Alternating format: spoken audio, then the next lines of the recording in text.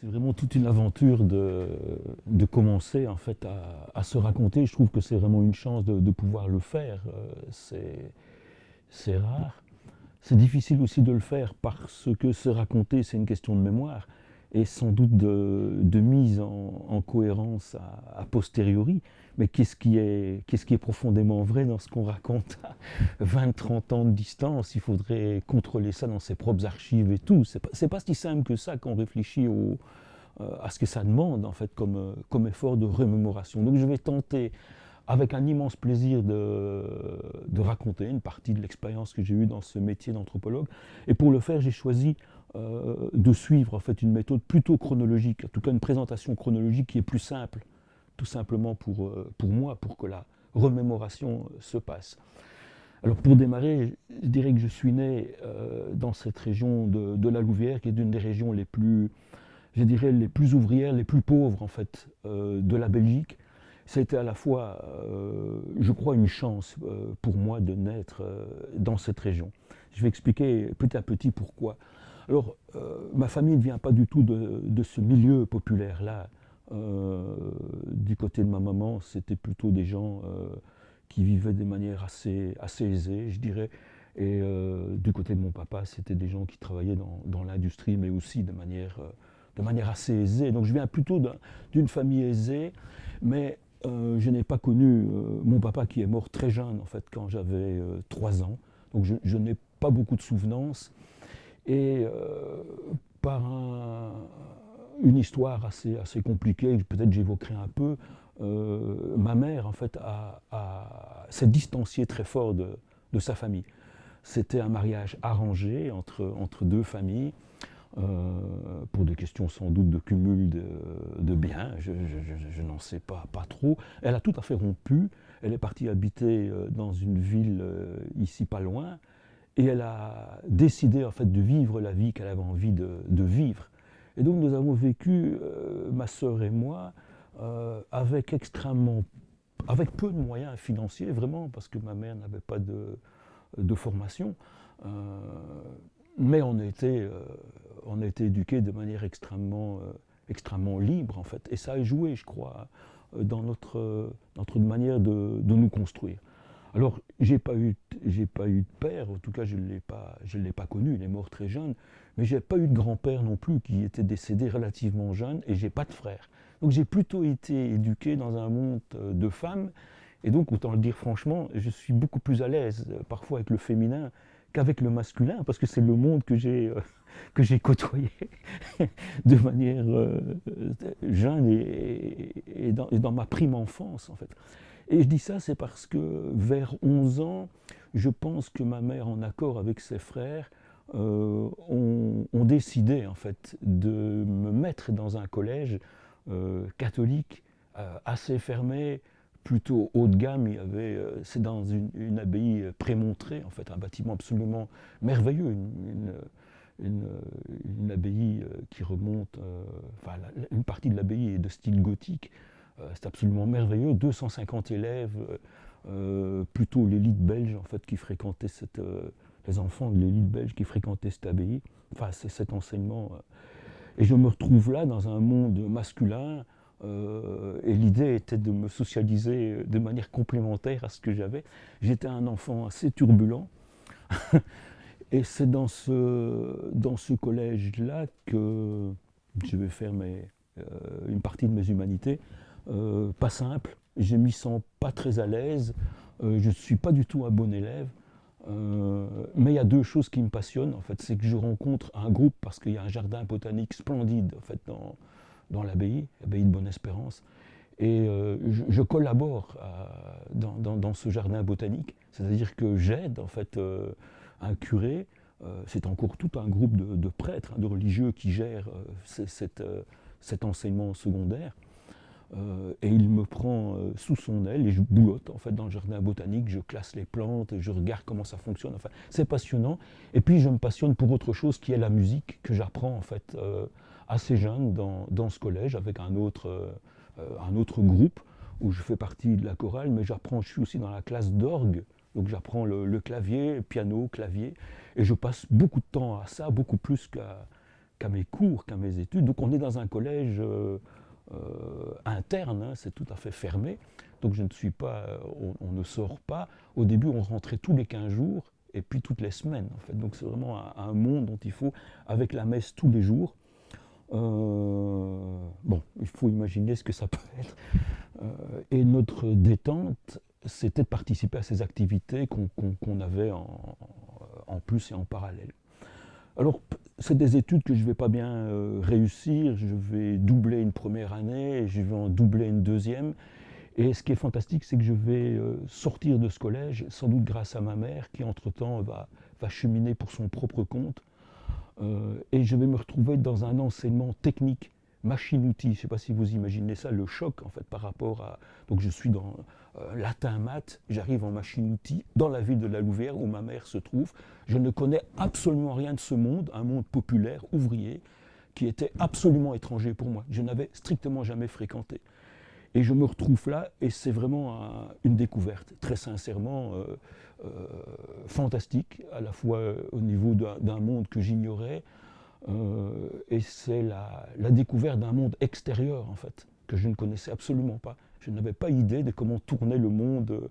J'étais dans un collège totalement fermé, et plus jeune, je vivais dans un univers qui était celui que j'ai décrit. Et cette année va m'ouvrir les yeux, très sincèrement, à énormément de choses. Et je crois que je vais progressivement, dans ma tête, assez jeune, je devais avoir 15-16 ans, muter. Et avec plusieurs personnes qui sont autour de ma mère, et nous allons décider, je dis on parce que ça s'est fait, je me rappelle, ensemble, que finalement c'est plutôt vers des études techniques liées à l'agriculture que je suis destiné et que j'ai envie d'aller. Et donc je vais partir à l'Institut agricole de la ville de Hatt, où il y a un institut agricole assez réputé. Et je vais m'y inscrire donc pour terminer mes humanités, que je n'ai pas terminé au collège de Bonne-Espérance. Et là, je découvre en fait un monde de la botanique, surtout de l'entomologie, de la biologie, qui pour moi est une découverte absolument fantastique. Et je m'y plonge au point où je deviens largement le bon élève de la classe, quoi. Ce qui était absolument étonnant pour moi. J'étais considéré plutôt comme vraiment un mauvais élève, en fait. Et là, je découvre un monde que j'aime bien. Et en parallèle, j'ai toujours fait plein d'autres choses. C'est-à-dire que là, je découvre évidemment la botanique que j'avais appris, mais la musique continue à me passionner. Donc en même temps, je suis les cours à l'Académie de musique. Et en même temps, je rencontre des groupes de personnes qui pratiquent l'alpinisme, des jeunes, dans lesquels je vais me donner à fond en fait, à ce sport pendant presque 10 années en fait, comment on pourrait dire ça, de vie sportive en fait, dans ce monde particulier. Et dans ce même moment, en fait, moi-même, j'étais pas du tout quelqu'un qui avait une analyse politique des choses. C'est pas du tout mon monde, en fait. Mais ma mère, elle chemine, donc elle vit à La Louvière. Moi, je suis vraiment dans un autre. Je suis interne dans la ville de Hatt. Et elle rencontre des militants, en fait, de différents horizons, plutôt des gens de gauche engagés, plutôt dans le monde chrétien de gauche, comme on disait à l'époque, mais aussi des militants parti socialiste, parti communiste, et elle s'engage énormément. Et progressivement, autour d'elle, et chez moi, dans notre maison familiale, ça devient le lieu de passage, en fait, beaucoup de réfugiés intellectuels qui viennent d'Amérique du Sud, voire d'Afrique et d'Asie. Et donc elle reçoit pas mal de gens au point où ça ne désemplit pas, en fait, au fur et à mesure que les années cheminent. Et tout doucement, en fait, je crois, grâce à son influence et tous ces gens que j'ai croisés à la maison qui logeaient, elle faisait la nourriture, elle était au cœur de tout un monde, tout doucement une conscience, je crois, chez moi va cheminer. Et puis j'hésite, quand j'ai fini mes humanités, j'hésite à ce que je vais faire. La géologie m'intéressait beaucoup, mais c'était à Liège. Je ne pense pas que j'étais suffisamment bon en maths et chimie, surtout la chimie, pour faire ces études. Et donc je vais je dirais à l'efficacité. J'ai un côté comme ça très pragmatique. Et donc je me dis, peut-être si je continue à hâte des études d'agro, mais au niveau des ingénieurs techniciens, comme on disait à l'époque, je n'aurai aucun souci pour réussir ces études. Et donc je fais un calcul, si on veut, pragmatique, et je me lance dans des études. Il y avait une section qu'on appelait tropicale à l'époque. J'ai fait une année de mathématiques à l'époque parce que je ne savais pas si j'allais faire des études plutôt, comment on appelle ça, comme je disais, en géologie ou pas. Donc je fais cette année de mathématiques qui me prépare. Et je rentre là, et là je fais la section qu'on appelle tropicale. Ça n'existe absolument plus aujourd'hui, je pense.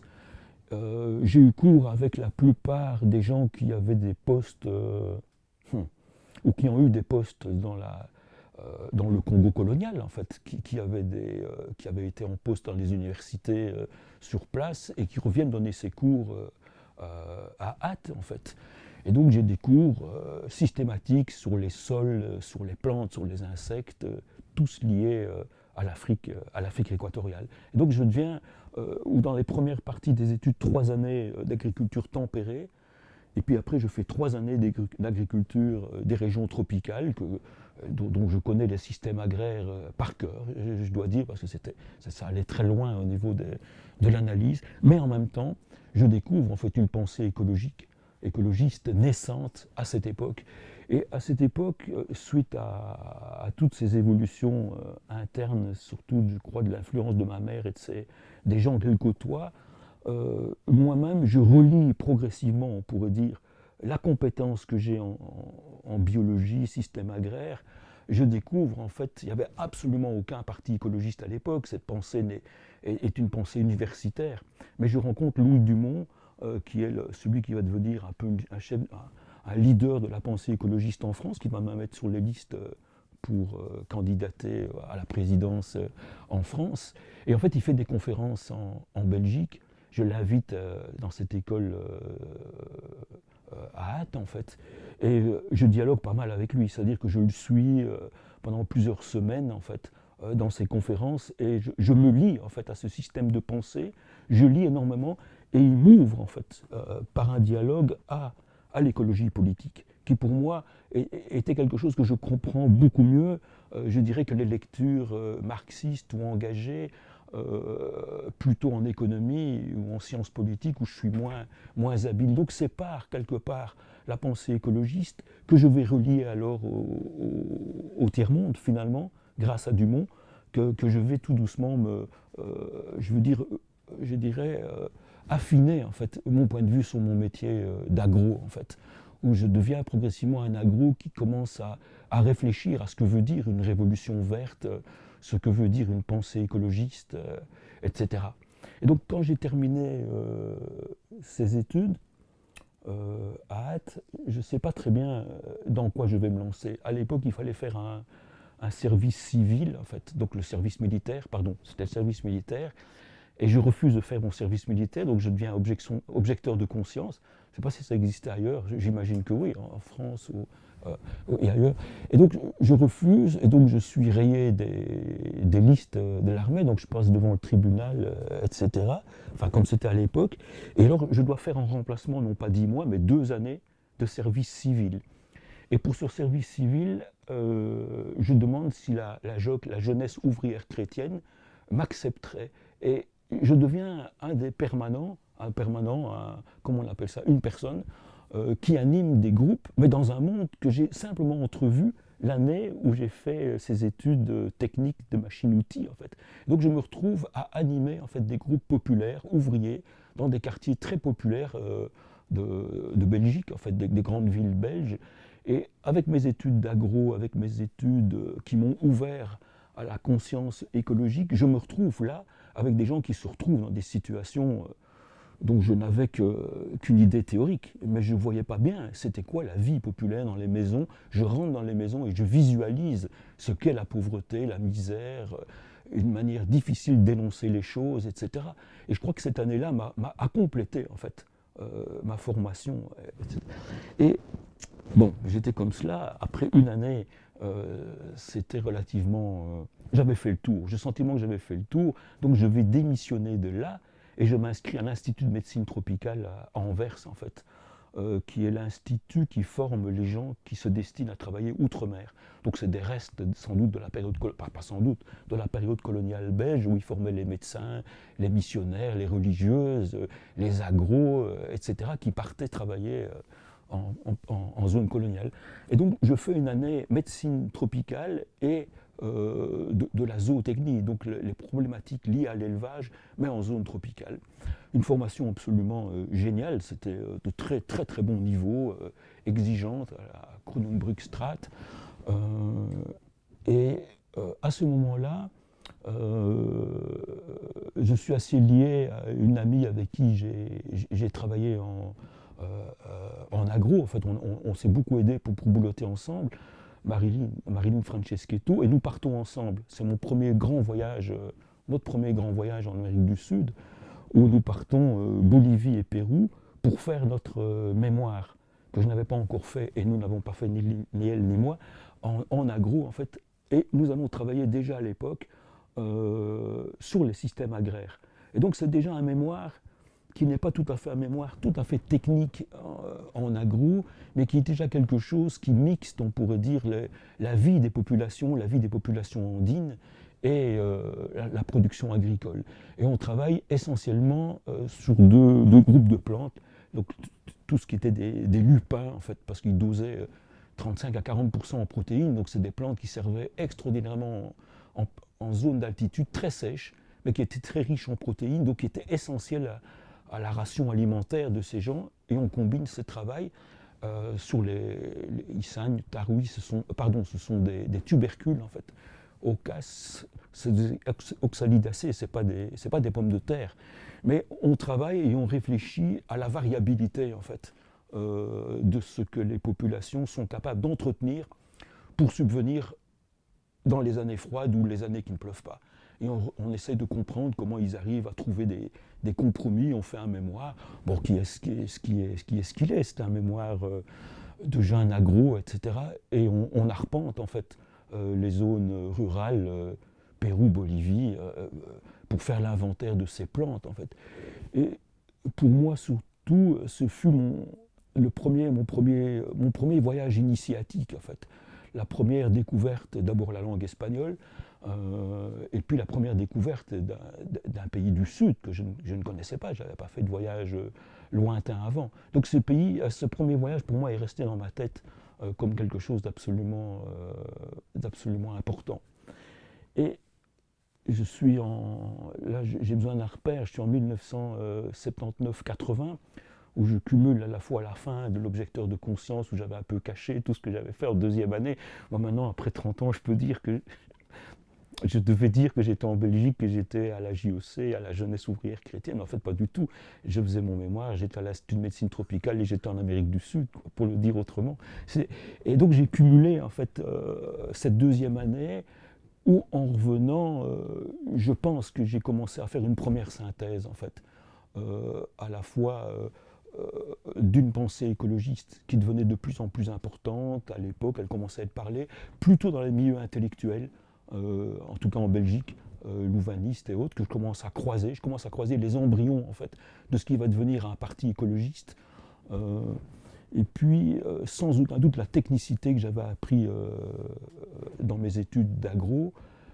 Et puis, je pense que la radicalité en fait, des personnes qui sont autour de ma mère, et la radicalité de sa pensée au niveau d'une analyse politique des situations dans lesquelles on est, m'a permis une première synthèse, je crois, dans les années 80. Et je raconte ça, c'est pour connaître le contexte. Je viens d'un milieu, donc je dis au départ, plutôt d'un univers aisé. Je n'ai pas du tout vécu dans l'aisance financière, dans le rapport avec ma mère, ma sœur, dans notre famille. Nous n'avions vraiment pas d'argent. Mais on avait l'éthos, je dirais, de gens qui avions comme ça ces contacts aisés. Et je raconte ça, c'est parce que c'était deux groupes qui ne pouvaient absolument pas se rencontrer. C'est-à-dire que le milieu chrétien belge est un pilier tout à fait fermé, Et puis il y avait le pilier socialiste à côté, si vous voulez, qui était tout à fait un autre monde. L'autre parti, le parti opposé, dans ma famille, c'était vraiment les opposants, les gens qu'on devait combattre, les méchants.